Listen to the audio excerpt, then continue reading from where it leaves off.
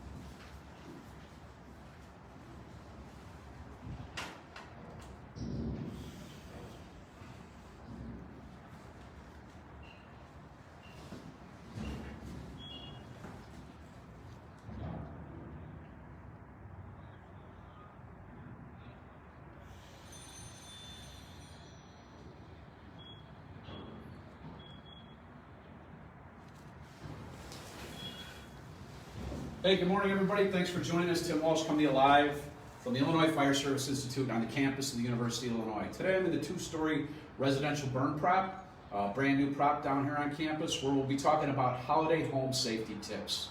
Today I'm joined by J.C. Fultz from the Office of the Illinois State Fire Marshal and J.P. Childers, a captain with the Champaign Fire Department. And yes, that is a tongue twister, so I would like you to practice it as well. So we're going to get both gentlemen out here. We're going to talk about what we're going to do today. We're going to talk about home safety tips and ultimately what happens in your residential home if, God forbid, there's a residential fire due to a Christmas tree. So fellas, come on in, let's get you introduced. Hey everyone, I'm J.C. Fultz from the Office of State Fire Marshal. I'm the Public Information Officer, not to be confused with my partner over here in crime today, J.P. J.P. Childers. I work here at the Illinois Fire Service Institute. I teach primarily in the Fire Academy and also the Engine Company Operations Program, and I'm a captain with the City of Champaign Fire Department. So today, like Tim was saying, we just want to cover a few safety tips in the home and help you guys understand what happens if you do have a tragedy and have a fire in your home. First off, just a little bit of electrical safety. These are Gfi outlets. What they do is they monitor the flow of the current in your home. We should be upgrading our homes to have these outlets exclusively throughout the house. And what they do is they monitor the current, and when the current gets overloaded or there's a fault in the circuit, it will trip and cut off the flow of electricity and end an unsafe condition due to electricity in your home. Moving on, staying with the theme of electricity, space heaters. It's important to remember what they are intended to be used for. They're intended for temporary use in small spaces only. They're not intended for full-time use, and they're not intended to heat large areas over a long period of time. It's important to remember to never use an extension cord with these types of devices. Extension cords will overheat and cause fires. We've had a couple of those in Champaign already this year. When we plug in a bunch of lights and the extension cords into something or strands of lights into something, it's remember we only plug one cord per outlet in a surge protector device. And the reason for that is if we piggyback, we're going to overload the circuit and create a heat issue with this and have a fire in our home.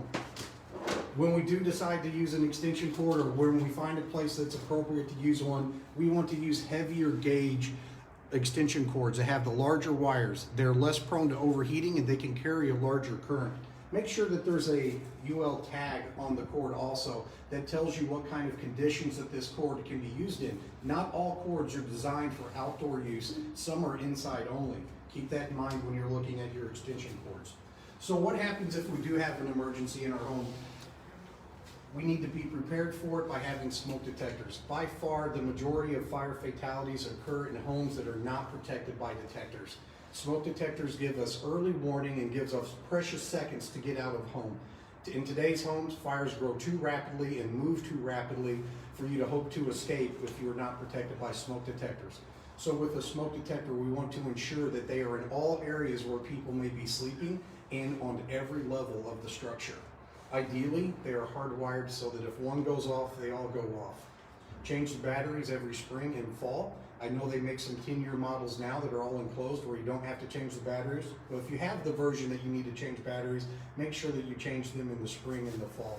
And I also understand our partners at OSFM have a program to help us out with this. Yeah, we do. It's called the Be Alarmed program. So if you're watching from a fire department that maybe is not involved in Be Alarmed, you can visit our website or also visit the Illinois Fire Safety Alliance's website. We're partnering with them for this particular program. So the way the program works is, if you apply for this program, then you're able to get free smoke alarms from us. But the caveat to this is working smoke alarms. That's the key word. Working smoke alarms save lives. These need to be working. If we go take this somewhere and we give someone a smoke alarm, how do we know that it's being properly installed? How do we know if it's even being taken out of the box properly? So that's what this program does. Is it's not only a smoke alarm program, but it's an educational program, and the fire department will go and install these particular alarms in the homes where they need to be in the proper location. So it's a very, very good program, and it's all about keeping our communities safe. That's the key. So again, working smoke alarms save lives, and the Be Alarm program is available for that. We also have lots of other fire safety tips on our website. Just go to sfm.illinois.gov. That's the Office of the Illinois State Fire Marshal's website. You go to the current focus section right now. We have Christmas tree safety. We have candle safety, because we'll talk more about that stuff here in just a little bit. But we have all kinds of safety information available for you there. There's also a plethora of other information for firefighters to go to for training and other resources as well. We have links to our partners here at IFSI on there.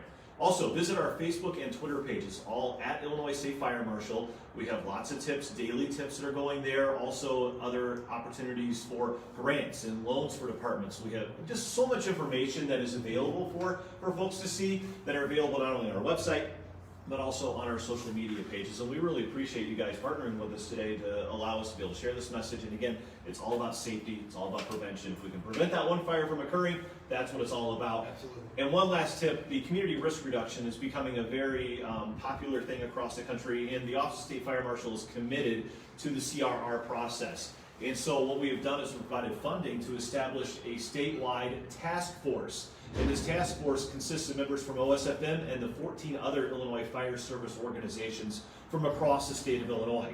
There's a new website, IllinoisCRR.com. That's where the task force website is located. We have lots of resources on there, ways that maybe you can get your community involved in the CRR process. And that's what it's about, is finding ways to get involved, finding those risks, and mitigating those risks. And right now we're conducting a statewide risk assessment. And once we have those, we can really kind of target and focus on areas where different kinds of issues are occurring, and being able to mitigate those, save lives. That's what it's all about. Absolutely. Those are all great tips. I appreciate it, JC, very much. Thanks, guys. The best fire emergency we ever have is the one that we're able to prevent before it even starts. So thank you very, very much. Let's move on to carbon monoxide and carbon monoxide detectors. Carbon monoxide is an odorless, tasteless, and colorless gas that results from incomplete combustion in your home. This time of year, when it's getting cooler out and people are turning their furnaces on and heating their homes, we have increased incidence of carbon monoxide emergencies in the home. These detectors can save your life, because otherwise you can't tell if there is a leak in your home or not. These detectors should be placed on every level of your home, especially outside of areas where you may be sleeping, so they alert you if you have a carbon monoxide problem in the middle of the night. Sometimes these detectors malfunction, but don't hesitate to call the fire department if you don't understand what the detector is telling you. We are happy to come and check your home to make sure it's safe, and happy to help you get some replacement detectors if you have a problem. This time of year, people with fireplaces love to light them up and enjoy the ambiance during the Christmas holiday season. And one of the problems with fireplaces we see are flue fires. When the flue is not adequately maintained, creosote and other unburnt carbons collect in the flue, and when we light the fire in our fireplace, sometimes we have fire extension into the flue. It's a very difficult and messy fire for the fire department to fight. So what I would advise is to have your flue checked and cleaned by a certified chimney sweep, at least on an annual basis. And what we use for our fuel in our fire is also important. We should only use dried firewood that you can purchase around town at gas stations or any of the big box stores. And we want to build it in the right way. We want to use smaller pieces of wood at the bottom and the larger pieces of wood on top. And the reason we want to do that is so that we get a good fire base going and then transitions to the larger pieces of wood and provides you with a really nice fire. Also make sure that damper is completely open so that you don't have smoke into your home. And lastly, and most importantly, never use any sort of an accelerant like lighter fluid to get your fire going, because that creates a very hazardous condition inside your home. Candles. This time of year, a lot of people like to use candles in their home for light and for the aromas that they provide in your home during the holiday season. But it's important to remember, if we use open flame candles, to never leave them unattended and to keep them at least 1 foot away from any combustibles. So when I leave the room, I need to make sure I extinguish the candle. I also need to make sure I don't have pets or children that may knock it over. Candles are responsible for about 40% of residential structure fires that we respond to during this holiday season, with the busiest days of the season right upon us of Christmas Eve, Christmas Day, and New Year's Eve are the busiest for local fire departments. So keep that in mind when you're using a candle for any reason. Another hidden danger in your home that a lot of people don't think about are your dryer vents. Sometimes dryer vents get clogged with lint, and then when you're drying the next load of laundry, heat gathers in there and it causes a fire. Different types of dryer vents are available on the market. This one is metal, and this metal one will resist fire.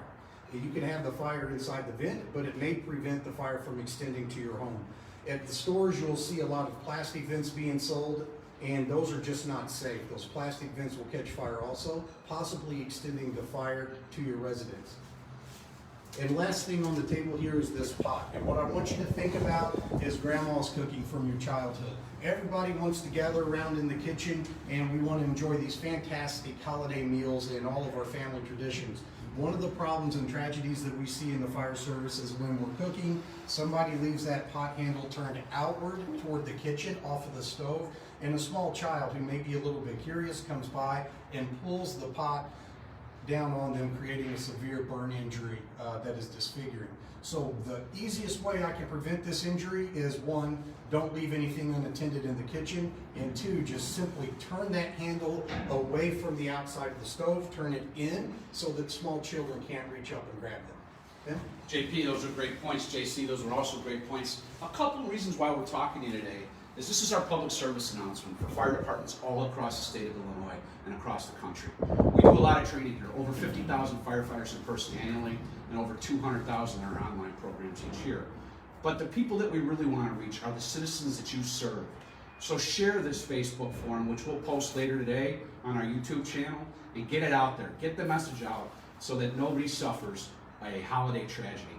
JP and I are going to move back by the Christmas tree and talk about Christmas tree safety, and then we'll get to the Christmas tree burn after that, after we talk about a couple other items. I'm going to turn around so I don't fall down here. Watch where I'm going. We get back into place. JP, you want to join me, please? Sure, Tim. So I know you have a couple of topics that you want to talk about. You want to talk about Eden, and you want to talk about Christmas tree safety. I'm just going to be quiet. Why don't you go ahead? All right, sounds great. We're going to start with the Christmas tree. We'll move into Edith. Christmas trees this time of year are often the focal point in everybody's living room. Some concerns that I have about Christmas trees, whether it be artificial or not, are the types of lights that you put on your Christmas tree. We want decorations, right? The bigger the better. But we got to remember not to overload any household circuit. The typical household circuit with regular, standard mini lights can only support 50 strands of lights. That's not 50 into one outlet. That is 50 strands into one circuit in your home that is controlled by a singular circuit breaker or fuse. So keep that in mind when you're decorating your trees. If you opt for the LED lights, you can connect many more strands into one circuit. Make sure you follow the manufacturer's recommendation on all the packaging in terms of how many strands of lights that you can put together. Back onto the tree, another concern that we have, especially with live trees, is whether or not you keep that tree watered. Trees like this will dry out over the course of time. A way that you can check to see how dry your tree is you can pull on the needles and see if any end up in your hand. This tree isn't in bad shape just yet, but in a couple more days it will be for sure. And if we don't keep them watered, they become a significant fire risk in our homes. If one of these light strands shorts out, or it becomes overheated, or if there's another ignition source nearby, or if a kid plays with a lighter or matches, this singular tree can destroy everything in this living room and create a real tragedy, especially if it happens during the night. So with your Christmas trees, make sure that you keep them watered, you light them appropriately, and you don't overload any circuits. And also make sure, one last tip on the tree, make sure that it's not going to fall over on any small children who want to come over and check out the decorations or anything like that. Even if you've got to tie it back, make sure that the base is secure and on a level surface. And that's all I really have for Christmas trees. Tim, do you have anything to add? Yeah, let's talk about what we see in the room here before we move on to eat it and close before you doze, right? So this is a small amount of furniture in this small area in this residential burn prop. Think about all the furnishings that you have in your own home right now. These products are all created from hydrocarbons, usually petroleum-based products, and they burn hotter and faster than they did 30 years ago. So actually, a study done by NFPA this past year, there are less fires in America, but more citizens are being hurt physically in those fires than ever before because the fires burn hotter and faster. So we're going to cover two issues with that. Let's talk about EDIT, exit drills in the home. Let's cover what we covered there with the Champaign Fire Department, Sure. And then we'll bring in J.C. Fultz from the State Fire Department. Exit drills in the home are simple. This is a plan that we create with our families that we can utilize in the event that we have a fire in our home. It's really simple. I want to have at least 2 ways out of every single room that get me to the outside of the house. Once I'm outside, I go to a predetermined meeting spot, a mailbox, a tree in the front yard, the neighbor's home, something like that. And once I'm out, I account for everybody, I stay outside, and I call 911 and let the professionals deal with fires. Fire departments experience many tragedies every year when people try to run back in and put out their own fire. Or worse, they try to go back in and get a valuable item. We can replace things, we can't replace you. So make sure that once you get out, you stay out and call 911 and let the professionals handle it. This plan should be practiced frequently by your family, especially if you have small children. They need to understand how to get out of the house if you have a tragedy in your home. Great, JP, those are great points. Let's get J.C. Fultz in here now. We're going to talk about something a little different. So if you guys would switch partners with me, that would be great. And J.C., what I'd like you to talk about is a new national program that's being pushed by the Illinois State Fire Marshal's Office, the National Fire Protection Association, and Underwriters Laboratories. And that's closed before you doze. So let's cover that. Yeah, it's just 4 simple words, to close before you doze. It's all about closing that door, and really when it comes down to it, this program is about getting that extra time. JP talked about the times of escape are a lot shorter now because of all of the synthetic materials in a home. These fires are burning faster, they're burning hotter, so that means you have less time to get out when that smoke alarm goes off. So closing that door is going to help prevent all the heat, it's going to help prevent the fire, it's going to help prevent the smoke from getting into that room. It's going to allow you to hear the alarm if you're dead asleep.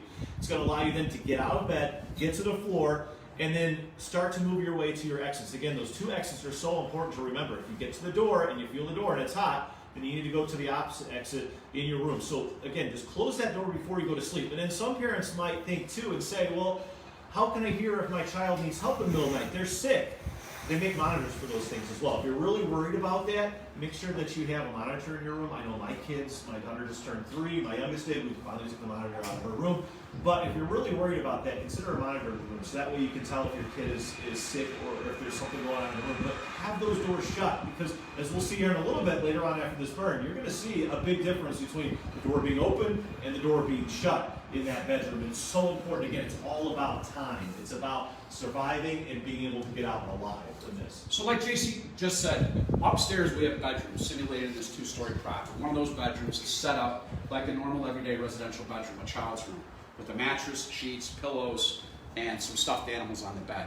When this Christmas tree is lit off accidentally, we're going to show you the difference a closed door makes. And we want you to see that because it's important. This will even work in a 1-story home. We're showing you a 2-story home this year because we want to show you the smoke and fire propagation as it goes up the stairs. That's why it's so important, no matter where you live, to close before you doze. So what we're going to do now is we're going to get our fire team ready. We're going to get JC out of the building here. My camera person and I are going to go outside and kind of talk about what these guys are doing here in a minute. Obviously, for all the Facebook firefighters and keyboard warriors out here. We have proper PPE on for the guys making the fire attack after the Christmas tree gets lit off. We have 2 safety lines, 2 sources of water supply. So we've crossed all those boxes, and crossed all those T's and dotted all those I's. We're going to get the building closed up. We're going to move around to this window over here where you can see the Christmas tree fire start. Then we're going to move in and we'll put the Christmas tree fire out after it catches the furniture. And I really want you to watch what happens with the fire inside the building. So you might be asking now, well, we're sitting up, hey, Tim, what are you guys doing next? We got all kinds of things planned in 2022. We're going to do Facebook video messages. You've reached out to us and told us you want shorter snippets, training things that are available to you every day in your fire department. So we'll do that for firefighters all across the nation. And any one of the 100 programs that we're going to go over. We want to call out all our partners like the Illinois State Fire Marshals and everybody that supports training down there at the fire services. We'll be back down at FDIC next year teaching Lit Under Fire. In fact, Lit Under Fire is on our grounds this week, the last class of the year before the holidays. If you're wondering what we're teaching, our calendar is out. Go to our website. Go to fsi.illinois.edu. All our classes are out for the year. For firefighters in Illinois, and mayors and city council delegates, we provide most of that training for free.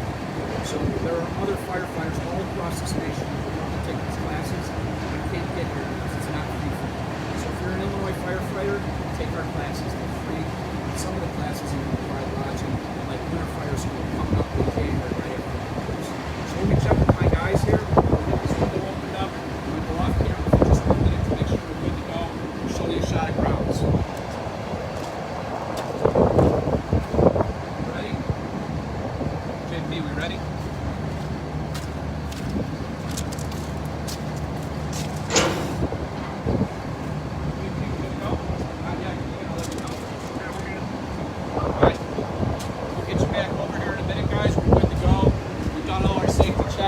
Safety briefing for the keyboard warriors out there. We're good to go. We have our fire attack in place. Keegan, go ahead. We're simulating this Christmas tree lighting off with just a simple candle that was knocked over off a table. And you can see how fast this Christmas tree goes up along with the decorations. I'm going to keep an eye on my camera person here, but you can see the propagation of the flame and the smoke going up the stairs. And it will continue to grow at a rapid rate.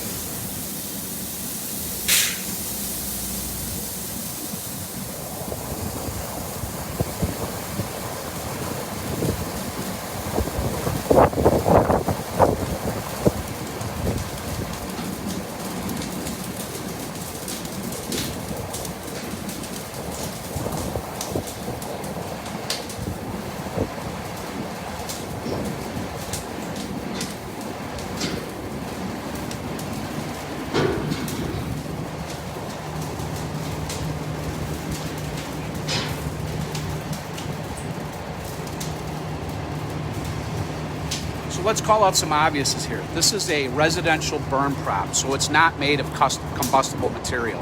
The only thing that is combustible inside this room is the Christmas tree and the packages that are underneath it. All the walls are made of metal, the ceiling is made of metal, and there's no drywall here, and there's nothing else for anything to catch fire. So that's why you just saw the Christmas tree and the presents go up. We're going to have the fire attack team go ahead and move in and put it out. There's not much of a fire there. But in your residential home, the amount of fire that will grow in there because of all the materials that are flammable will be much greater. Okay? But we wanted to see how fast that Christmas tree goes up. Just a simple candle that's in the light. So we get water on the fire and we can shot it back.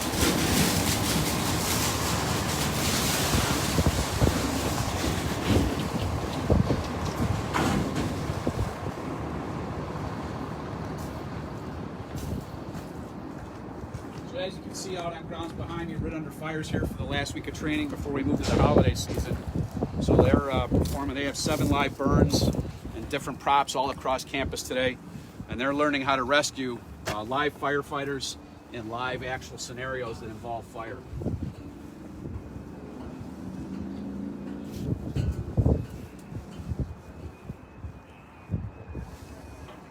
Let's get the building opened up, guys, a little bit. So I'm going to go off camera here for a minute. I want to open up the second floor and get the smoke out of here. We're going to have J.C. Fultz come back in and talk a little bit about close before you doze while we do that. And then we're going to show you if the fire that went up the stairwell from the Christmas tree had any effect on the building occupants upstairs. J.C.? Thank you so much for that. And again, we talk about educational programs, such things as close before you doze. All of this stuff is backed by research. We don't just come up with these things and say, oh, I think this might work. It's all based on research. And looking at that research, these things go through so many rigorous tests that when you see the end result here in just a few seconds, it's really going to surprise you if you've never seen anything like this when they have a burn situation like this. So again, it's very important if you go to bed at night, make sure that door is closed. Again, working smoke alarms save lives. And when that smoke alarm goes off, that door is closed, you're going to have that extra time. And that's what really it's all about. We talked about that downstairs, that these homes burn faster, they burn hotter. And with having that extra time, you're going to be able to get out of the home. And the smoke inhalation is what really gets most people. It's the toxins in that smoke that gets to the people very quickly, and that's what most people succumb to. It's not actually getting burned by the fire; they succumb to that smoke inhalation at that particular time. So they're just mopping up there. We had a little bit of straw take off on the second floor, which we knew would happen. So they're going to put out that straw and then we'll go inside the building. But I just want to show you this bedroom here that we have set up. It's a normal residential bedroom. As you can see, we put white sheets on it for a reason, a white pillowcase and some nice light colored stuffed animals to see if there was any burn propagation or smoke damage to any of those things on the bed, and there isn't. So closing before you doze is extremely important to your family and extremely important to the people that live inside your home. So what we're going to do now is we're going to walk downstairs in the inner stairwell, and I want to show you what happened to that Christmas tree after liftoff. I want to thank J.C. Fultz from the Illinois State Fire Marshal's Office for being here today. He's done a great job.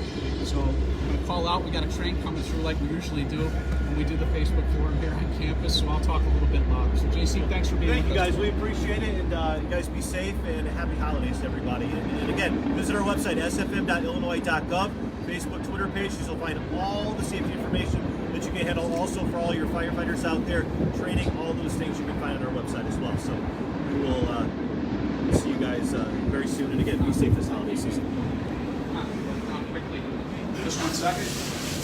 Good. All right, I'll take that line back downstairs and go, guys.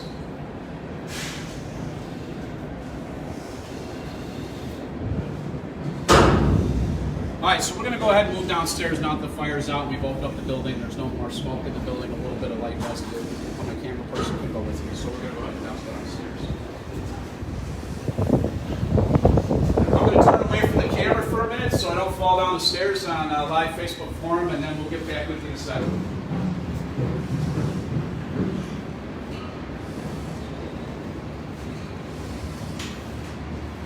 So you can see the damage just one Christmas tree caused, and then there's the water damage when we come to put it out.